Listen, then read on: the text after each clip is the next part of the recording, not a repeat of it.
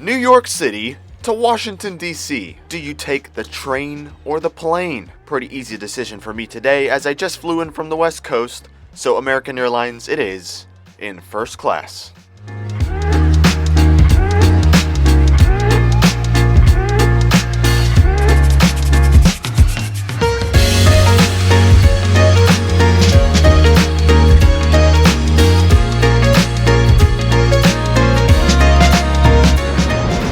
Since I just flew flagship business, I think I do have access to the flagship lounge here at JFK, but it's 7:40 and my flight boards in like 20 minutes, so I don't have time to check it out, unfortunately. I have to head to my gate, which is, I believe, gate 35.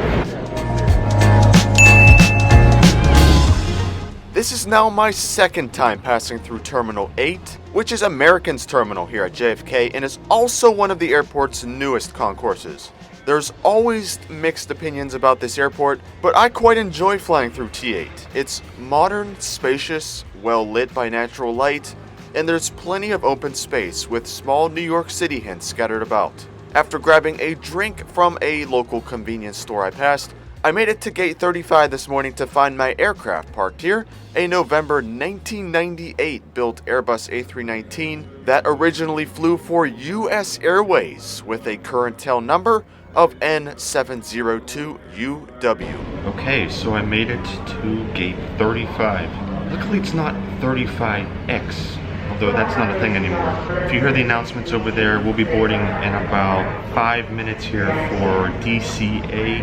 American's A319 doesn't have their best product, and as far as first class, it's very mediocre. American has Focus City in Washington Reagan, and they have a hub here, so this is a pretty popular route. One that rivals Amtrak though, and to be honest, I think Amtrak, as far as time and money, would probably take the route over the plane, especially from JFK, but if you're connecting here, it's definitely a good option to use. So I'm excited to see what American has changed here since the last time I flew their A319 in first class. Let's go see.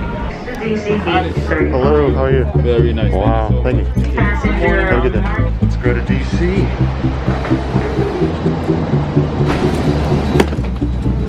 Hello, how are you? Good, how are you? Pretty good.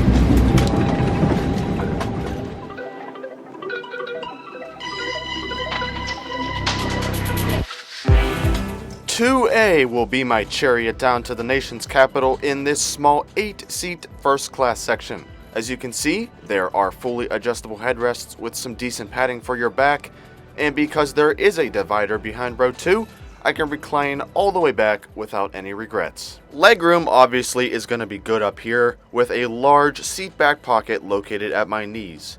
Unfortunately, there's no PTVs on AA319s, just these big literature slots with the safety card and in-flight guide found inside. No more American Way magazines. A sanitizing wipe was still handed out at the time due to COVID, and in the armrest to my left is where the tray table is, which I'll take a closer look at once in the air, but it does release very easily with this lever. Lastly, to my right is a drink tray stuck in the middle of the two seats, and flipping open the top of the armrest reveals a storage cubby with a universal power outlet located inside. It's definitely not one of the best US first class hard products, as I said in the terminal, but I've flown this now a decent amount, and for only an hour, it's more than adequate. So now that the seat tour is done, let's start moving this bird to Washington, D.C.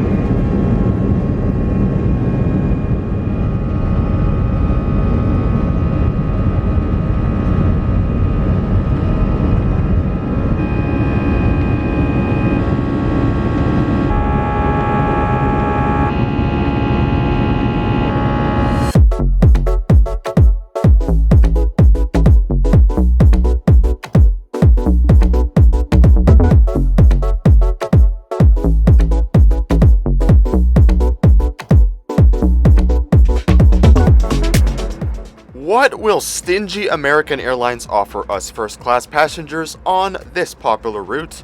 Well, surprisingly, more than I expected. But before the flight attendants start taking our drink orders and such, here's a look inside the in-flight guide to see what they do offer. The first obviously being their entertainment stockpile, which includes movies, music, TV shows, kids content, and more.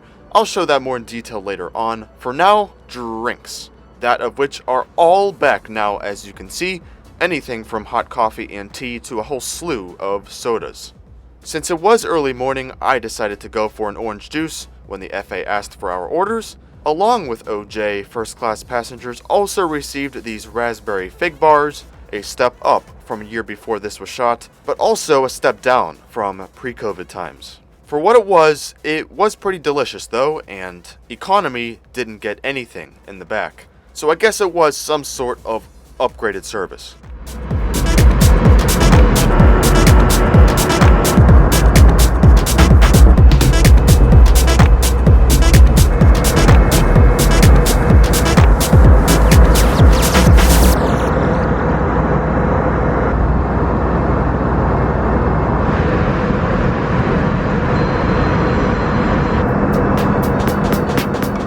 New York to DC in the air is very quick, usually flight time being a little over an hour, so entertainment really isn't a huge part of the experience because there really isn't enough time to enjoy it. But it is always available on American Airlines, and on the A319 that would have to happen on your own devices as there are no monitors on the seatback. While entertainment is free, Wi-Fi is not, and that'll cost you $12 on this route. And just comparing it to Amtrak for a second, the train Wi-Fi is free. Besides JetBlue, all other US carriers charge for Wi-Fi as well, and I'd really like to see it become free on all carriers as time goes on, because personally, I think that's a must nowadays. As you can see, the free stuff though is aplenty, certainly more than enough for this flight, and besides movies and TV shows, there is also live TV channels. The only downside to American's IFE is there's unfortunately no flight tracker, but at least they do provide how much time is remaining up top, which now says 23 minutes. American Airlines is now offering not 40, not 50, but 60,000 bonus miles with Advantage Aviator Red MasterCard. After you're approved, make your first purchase, such as a package of 2 round-trip tickets for you to travel. And even on a short flight like this, they find the time and the need to promote their credit card.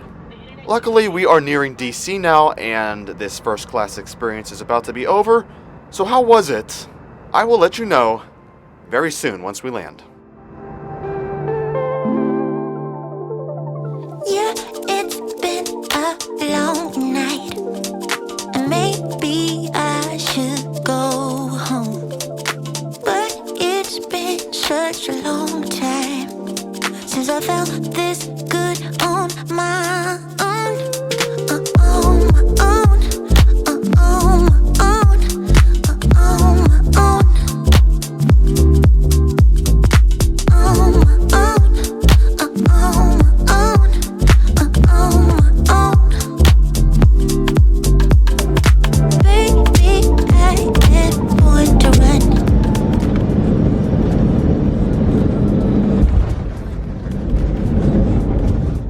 Okay, I'm sure if you're not a subscriber, you probably clicked this video to see what exactly the first class experience is like flying between these two mentioned cities. And as you saw, it's not very glamorous at all. You get a wider seat, some extra legroom, a little more personalized service with drinks and a basic snack, some additional storage, and you get to board and deboard first. Besides those things, there is not much difference between first class and coach flying these days on American.